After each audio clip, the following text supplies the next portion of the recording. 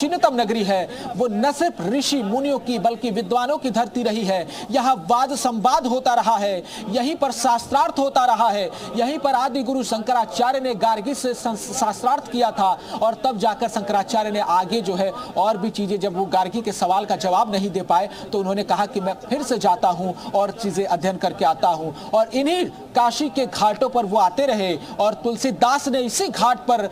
जो रामचरितमानस की रचना की और इसी काशी में संत रविदास जैसे संत हुए, इसी काशी में संत कबीरदास जैसे संत हुए। कबीरदास के दोहों को आज भी लोग आम जीवन में देखते हैं, उतारते हैं, चरितार्थ करते हुए देखते हैं। ठीक उसी तरह संत रविदास के भी उन कहे वाणियों को लोग आज अपने जीवन में, अपने समाज के उन क्रियाकलापों में भी देखते हैं। और एक बार हम आपको वो तस्वीर दिखाना चाहते हैं कि कैसे संत रविदास जो है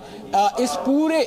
जगह को, इस काशी को लेकर किस तरह से विख्यात है और लोगों का जो तांता है वो कितना ज्यादा उमड़ पड़ा है। एक बार हम आपको दिखाएंगे कि लोग गलियों में भी लाइन लगाकर खड़े हैं और घंटों तक ये जो है दोपहर से ही, सुबह से ही लाइन में, कल से हम देख रहे हैं कि लगातार जो लाखों श्रद्धालु हैं वो संत रविदास की जन्मस्थली पर आ रहे हैं और इनका एक लंबा जो है सफर है और ये यहीं पर 3 से 4 दिनों तक अपना समय व्यतीत करते हैं, गीत संगीत में रमे रहते हैं और संत के इस पूरे जो आचरण को अपने भीतर समाहित करने की कोशिश करते हैं। जिले के जो आला अधिकारी हैं वो भी इस वक्त मुख्यमंत्री योगी आदित्यनाथ की सुरक्षा को लेकर अब जो है चौकस नजर आ रहे हैं और ये माना जा रहा है कि मुख्यमंत्री भीतर जो है वो लंगर छक रहे हैं, उसके बाद से वहां से निकलेंगे और वो सीधे फिर हेलीपैड की तरफ जाएंगे जहां से वो सीधे लखनऊ की तरफ उड़ान भरेंगे। लेकिन ये पूरा जो कार्यक्रम है वो कहीं ना कहीं एक संदेश देता है कि एकजुटता, एकरूपता और भारत की जो विभिन्न सांस्कृतिक परंपरा है उसका भी संदेश यहाँ से निकलकर सामने आता है। अलग अलग संप्रदाय, अलग अलग धर्म, अलग अलग पंथ को मानने वाले लोग यहाँ पर हैं। अब एक तरफ जहाँ काशी विश्वनाथ हैं, वहीं दूसरी तरफ जो है ये संत रविदास हैं। तो दोनों की अपनी अपनी एक कहानी है, दोनों के अपने श्रद्धालु हैं और मानने वाले लोग हैं। एक तरफ जहाँ माँ गंगा के पावन जलधारा में लोग डुबकी लगाकर बाबा विश्वनाथ के दर्शन करते, वहीं कुछ लोग जो है माँ गंगा के जलधारा में स्नान करके संत रविदास के जन्मस्थली पर मत्था भी टेकते हैं।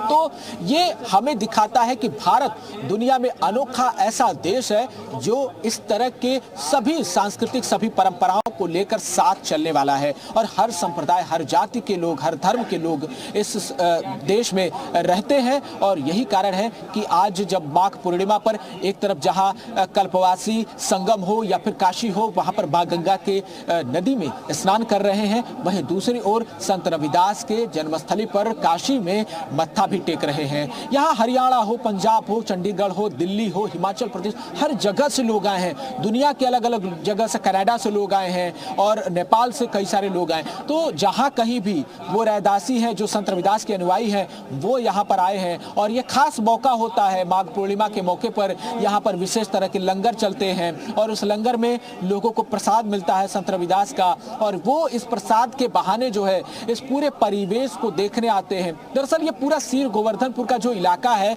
वो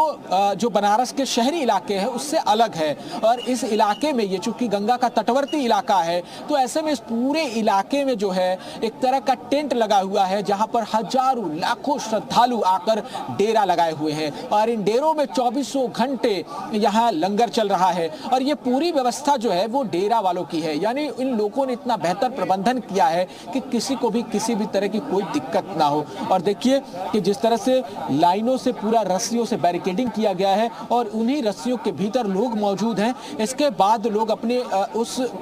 बारी का इंतजार कर रहे हैं कि जैसे सीएम योगी यहाँ से निकलेंगे दर्शन करके, इसके बाद उन्हें दर्शन करने का मौका मिलेगा। तो कहीं ना कहीं इस पूरे तस्वीर को बताता है कि लोग सूबे के मुखिया को देखना भी चाहते हैं और एक तरफ जहां संत रविदास के जन्मस्थली आकर खुद को धन्य महसूस कर रहे हैं, वहीं मुख्यमंत्री योगी आदित्यनाथ भी ये संदेश देना चाहते हैं कि देखिए, पर्व कोई भी हो, पंथ कोई भी हो, संप्रदाय कोई भी हो, अगर वो सूबे के मुखिया है तो जरूर उसमें शिरकत करेंगे और वो भी कंधा से कंधा मिलाकर उनके साथ खड़े होंगे। और एक जिम्मेदारी जो है एक राजनेता के तौर पर ये बनती भी है कि किस तरह से जब आपका लीडर आपके सामने खड़ा हो तो जाहिर तौर पर आपको संरक्षण मिलती है, आपको मदद मिलती है, आपके संस्कृति को बढ़ावा मिलता है। और भारत की ये तो परंपरा रही है,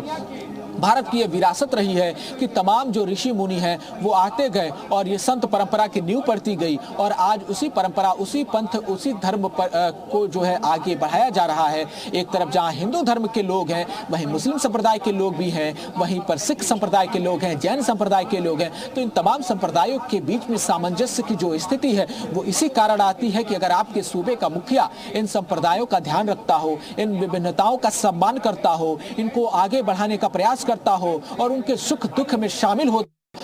कहीं इन सभी को बल मिलता है और एक भारत की जो आत्मा है उसको भी बल मिलता है। और भारत की आत्मा भी यही है कि हर इस बगिया में, जो भारत की बगिया है उसमें हर रंग के फूल खिले हुए हैं और वो जो हर रंग के फूल है उनकी अपनी अलग खुशबू है।